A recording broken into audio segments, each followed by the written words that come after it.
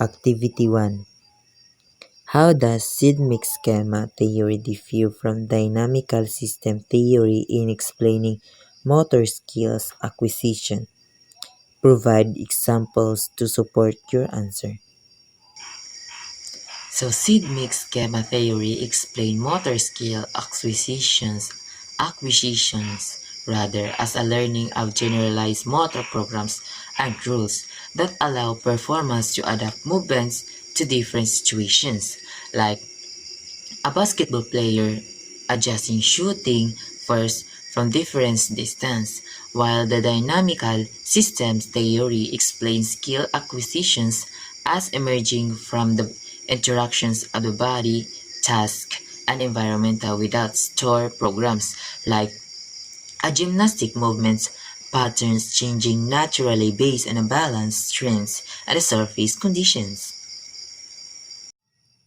What are the impact of the autonomous stage of motor learning for expert performers in sports or rehabilitations?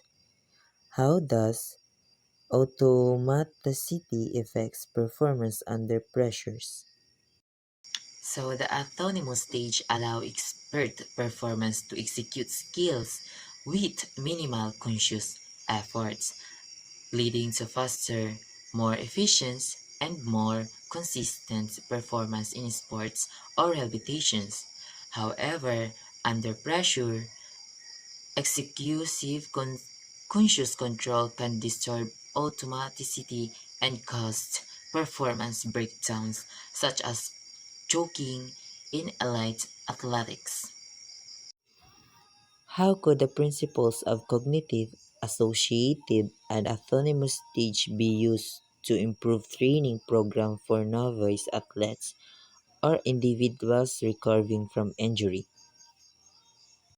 So, information processing models are strong in explaining how intentions, memory, and feedback influence motor learning in structures tasks, but they are limited because they are oversimplify movements controls and cannot fully explain that adaptability and creativity since in world skills performs where performance continuously adjusts to changing environment.